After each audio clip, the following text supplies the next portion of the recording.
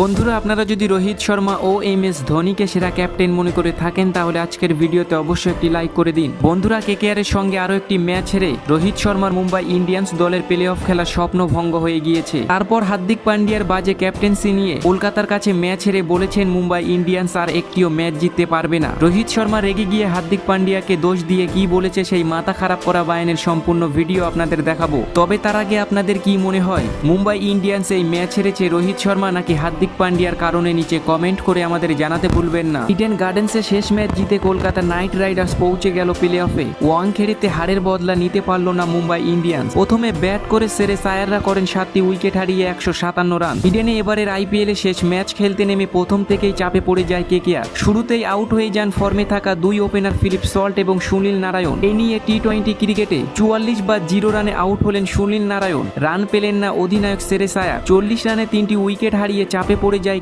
KKR এর এই ইনিংসকে সামাল দিলেন ভেঙ্কটেশ আয়ার এবং নীতিশ রানা। 3 নম্বরে নেমে ভেঙ্কটেশ আয়ার 21 বলে 42 রান করেন, মারেন 6টি 4 ও 2টি ছক্কা। চোট সারিয়ে প্রথম ম্যাচের পর মাঠে ফেরা নীতিশ রানার ব্যাট থেকে এলো 23 বলে 33 রানের ইনিংস। KKR এর সহ অধিনায়ক মারেন 4টি 4 এবং 1টি ছক্কা।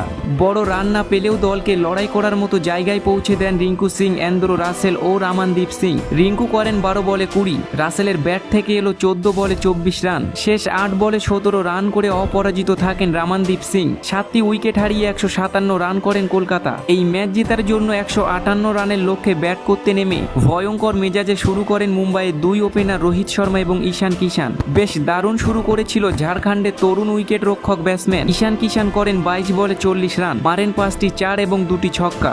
আজ ইডেনে আবারও রান পেলেন না রোহিত শর্মা। তিনি 24 বলে 19 রান করেন। ভালো শুরু করার পরেও নিয়মিত ব্যবধানে উইকেট হারিয়ে ফেলে হার্দিকরা। রান পেল না সূর্যা কুমার যাদব, করেন 14 বলে 11। হার্দিক পান্ডিয়া 4 বলে 2, টিম ডেভিড 0 রান করে আউট হয়ে যায়। নারায়ণ, রাসেল ও বরুণ চক্রবর্তীদের বল খেলতে সমস্যায় পড়েন মুম্বাইয়ের ব্যাটাররা। কিছুটা দলের হয়ে লড়াই করলেন তিলক ভার্মা। শেষ দিকে চেষ্টা করলেন নমন ধীর, তিনি করলেন 6 বলে 17। তিলক ভার্মা করেন 17 বলে 32 রান। মুম্বাই ইন্ডিয়ান্স 8টি উইকেট হারিয়ে ফেলে 139 রান করেছিল।